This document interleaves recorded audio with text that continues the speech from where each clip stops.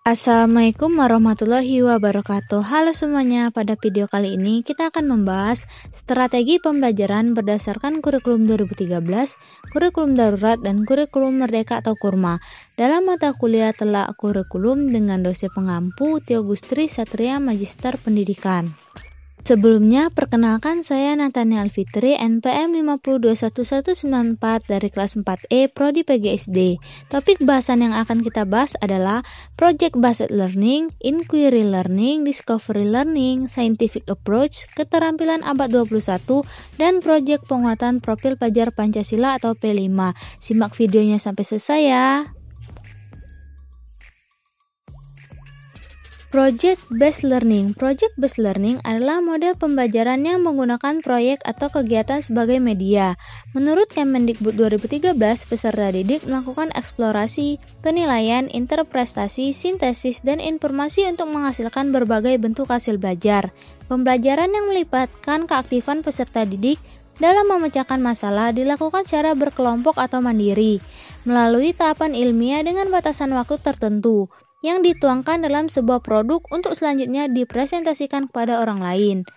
Tujuan penerapan Project Based Learning adalah untuk meningkatkan kemampuan siswa dalam memecahkan masalah berbasis proyek, memperoleh pengetahuan dan keterampilan baru dalam pembelajaran, membuat siswa lebih aktif dalam memecahkan masalah proyek yang kompleks dengan hasil produk nyata, mengembangkan dan meningkatkan keterampilan siswa dalam mengelola bahan atau alat untuk menyelesaikan tugas dan meningkatkan kolaborasi siswa. Langkah-langkah pembelajaran Project Based Learning. 1. Penentuan pertanyaan mendasar. 2. Menyusun perencanaan proyek. 3. Menyusun jadwal. 4. Memantau siswa dan kemajuan proyek. 5. Penilaian hasil. Dan 6. Evaluasi pengalaman. Selanjutnya, Inquiry Learning. Inquiry Learning adalah pembelajaran yang berfokus pada pelibatan keseluruhan kemampuan peserta didik yang meliputi aspek sikap peserta didik, aspek pengetahuan peserta didik, dan aspek keterampilan yang dimiliki peserta didik secara sistematis, kritis, logis, dan analitis yang digunakan untuk mencari dan menyelidiki suatu topik pembelajaran tertentu yang meliputi benda, manusia, ataupun peristiwa. Karakteristik dari pembelajaran inquiry adalah A. Menekankan pada proses penemuan dan pencarian. B. Dasar pengetahuan yang dibangun oleh peserta didik melalui proses mencari dan menyelidiki.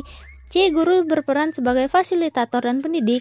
D. Guru berperan sebagai pembimbing bagi peserta didik, terutama dalam sebagai fasilitator dan kegiatan pembelajaran. E. Menekankan pada proses berpikir analisis dan kritis untuk dapat merumuskan kesimpulan dari hasil pembelajaran. Adapun tahapan pembelajaran inquiry: 1. Orientasi. 2. Merumuskan topik bahasan pembelajaran. 3. Merumuskan hipotesis. 4. Mengumpulkan data. 5. Menguji hipotesis. 6. Menarik atau merumuskan kesimpulan. Selanjutnya, Discovery Learning. Discovery Learning merupakan pembelajaran berbasis penyingkapan atau discovery, sedangkan learning berarti tindakan menemukan. Jadi, pembelajaran ini merupakan dua proses utama, yaitu 1. Melibatkan siswa dalam mengajukan atau merumuskan pertanyaan-pertanyaan. 2. Siswa menyingkap, menemukan jawaban atas pertanyaan melalui serangkaian kegiatan penyelidikan dan kegiatan sejenis, serta lebih menekankan pada pengalaman langsung siswa dan lebih mengutamakan proses daripada hasil belajar. Dalam pelaksanaan pembelajaran berikutnya, guru diharapkan lebih kreatif dalam merangsang motivasi peserta didik lebih aktif, mengikuti proses pembelajaran dan mampu melaksanakan tugas yang diberikan secara luring dan daring. Karakteristik KD dan indikator pencapaian kompetensi yang sesuai dengan model pembelajaran Discovery Learning dapat diterapkan untuk pembelajaran KD-KD dari KI 3 pengetahuan dan KI 4 keterampilan. Adapun langkah kerja model pembelajaran Discovery Learning adalah 1. Pemberian rangsangan. 2. Perumusan masalah. 3. Pengumpulan data. 4. Tahap pengolahan data. 5. Tahap verifikasi data. Dan 6. Tahap penarikan kesimpulan. Berikutnya, Scientific Approach. Dalam perspektif kurikulum 2013, pendekatan saintifik merupakan sebuah pendekatan yang menggunakan tahap saintifik dalam proses pembelajaran. Pendekatan saintifik dioperasionalisasikan dalam bentuk kegiatan pembelajaran yang di dalamnya membuat pengalaman belajar dalam bentuk kegiatan mengamati, menanya, mengumpulkan informasi, menalar, dan mengkomunikasikan. 1. Mengamati merupakan kegiatan yang mengidentifikasi suatu objek melalui penginderaan pada saat mengamati suatu objek menggunakan ataupun tidak menggunakan alat bantu untuk mengidentifikasi suatu masalah. 2. Menanya merupakan kegiatan mengungkapkan suatu hal yang ingin diketahuinya dengan pertanyaan yang dapat diajukan secara lisan maupun tulisan, sehingga siswa dapat merumuskan masalah dan hipotesis. 3. Mengumpulkan data merupakan kegiatan mencari informasi sebagai bahan untuk dianalisis dan disimpulkan dapat dilakukan dengan membaca buku, observasi, uji coba, wawancara, menyebarkan kuesioner dan lainnya sehingga siswa dapat menguji hipotesis yang telah dibuatnya sebelumnya. 4. Mengasosiasi merupakan mengelola data dalam rangkaian aktivitas fisik dan pikiran. Dengan bantuan peralatan tertentu dapat dilakukan dengan klasifikasi, mengurutkan, menghitung, membagi, dan menyusun data. Lalu siswa menganalisis data untuk membandingkan ataupun menentukan hubungan antara data yang telah diolah dengan teori yang ada sehingga dapat ditarik suatu kesimpulan. 5.